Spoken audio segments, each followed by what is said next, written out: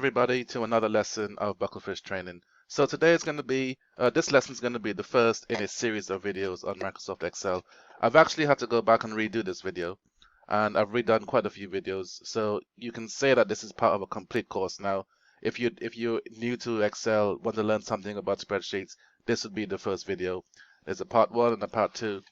And it's mainly for beginners, so we will look at this course is mainly aimed at level 1. It goes into level 2 topics such as if and absolute cell referencing, and it does touch on advanced functions such as VLOOKUP.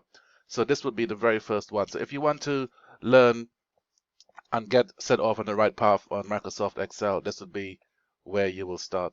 So as usual, please make a note, pause the video when you need to make some notes, and that's very important going forward, that you pause the videos as you go forward. So what is a spreadsheet? A spreadsheet is used for storing information and data. It's a convenient program because it allows you to create large spreadsheets, reference information, and it allows for massive storage of information. Calculations can be performed on the data in a spreadsheet using formulas and functions, and Microsoft Excel is the most common spreadsheet application, although there are others available. So the main objectives for this session would be for you to identify components of the Excel interface, understand spreadsheet components such as cells, rows, worksheet tabs, cell addresses, values, and labels, edit data in the worksheet with selecting, copying, moving, and deleting routines, use the fill handle tool to automatically complete patterns and automate copying tasks. Okay, so when you open up Microsoft Excel, it's pretty much like any other Microsoft program, Word, PowerPoint. You have your tabs and your groups, and that is how the information is organized. Okay, so you have 7 tabs across the top, and file, home, insert, page, layout, and so forth. And you have your groups, and those groups are your related commands within those tabs. So in my home menu tab, I've got the clipboard group, I've got the font group. So it's just a way of organizing your commands. Okay, so the main part of a spreadsheet, you have what you call a column, and columns are labeled with letters. So we can see at the top of this column, there's a D. So we call this our D column. And the rows are very similar. So rows go across, and row are labeled with numbers. So this is my number 4 row. Now it's important to know that where they meet, where any row or column meets, you have what you called a unique cell reference. Okay, and that's also called your cell address. Okay, so if you see here, the cell reference of this cell is E4, where the E and the 4 meet is our unique cell reference. Okay, now you can be editing a cell just to put text in it or data, and when you click on that, when you initially click on that cell, it's called the active cell, and you'll see there's a thick line around it, and that just means that it's good to go. You can start typing information or formulas into that cell. Okay, so the cell address of this particular cell here is E3, and it is also my currently active cell because I intend to do something with it. Okay, so going on to more parts of a spreadsheet, you have what you call labels and values. So a label is a piece of text that you add to a spreadsheet. Okay, these are all labels, and the main purpose is to the main purpose. Let's just go back to the label, is for you to identify what those values are, identify what those numbers or values are in a spreadsheet. So you can see I've got my items and my prices, but they need to have a label to identify them at the top. Okay, and a value is any number that you type into a spreadsheet. Okay, these are all values. It's values that you know of or values that are calculated. So going forward, we also have what you call worksheets and workbooks. Okay, when you open up Microsoft Excel, you have what you call a workbook. Okay, it's you're opening up a workbook, and within that workbook, you have what you call worksheets. Okay, and you'll always see that at the bottom of your window. Okay, so the tabs at the bottom of a sheet represent different worksheets within a workbook, and you can have hundreds or even thousands of these worksheets at the bottom there, and it's just there to structure or organize your work. So it's a bit like pages in a book, and it's quite useful for that purpose. And here you can see the worksheets at the bottom of my particular data here. I can see if I click on sheet 1, sheet 2, sheet 3, You can go ahead and edit these sheets. If you need to rename them, you can just double click them, and I can type in sales in that one. Okay, you can color code them. I can right click it, give it a tab color. I can make it red, just to differentiate it from the others. Okay. So let's quickly take a look at the different parts of our spreadsheet. Okay, I always think it's a good idea to do this before we go on. So at the top left, you've got your file, and that is where you obviously, you access, save and open your files. You've got a name box at the top corner there, and that just means instead of clicking on a cell, you can type in the cell address and you can get that cell up. Select all cells, a row number, your worksheet tabs, the horizontal scroll bar, zoom, a very nice tool if you need to zoom your data, if you have, if you need to alleviate the strain on your eyes, you can use that option. Vertical scroll, you've got the auto sum functions command line, and you can actually access the other functions of Excel in that area as well. You've got your column letter, and you've got the formula and active edit cell bar. Okay. Okay, now when it comes to selecting your data, like how do you go around selecting data in Excel? We're going to quickly have a look at the different options for you to do that. Okay, so the most common technique you will use when it comes to selecting data in a spreadsheet is simply click and drag. Hold down the left key and just click and drag. Okay, and I can quickly highlight my ranges. Just as we're here, so basically, if I highlight the range like this, we can identify this data by giving it a range. Now, if you look at where it starts, we say the starting cell is D3, okay? D3, and the last cell is G15. So we call this range D3 to G15, and that can simply be written as this: G3 colon D15, okay? And that is the range that we just highlighted. That's how you would identify it. Now, we looked at click and drag. You can also use the name box up here where it says J7. If I wanted to get a cell address, say E15, for example, I can go in that cell, click E15 and press enter. And it's just another way of highlighting that particular cell without having to strain your eyes, having to look for it.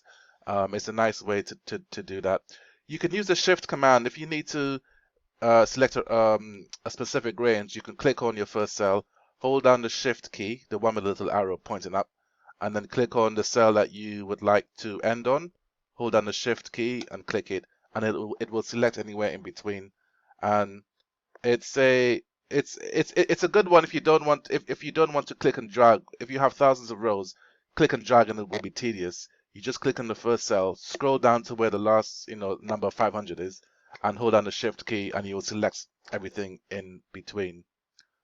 Okay, so we looked at click and drag, we looked at the using the name box up here, we looked at using the shift key, and also there's a very important technique as well that we will cover again when we start doing charts, is using the control key to highlight two separate areas of your spreadsheet.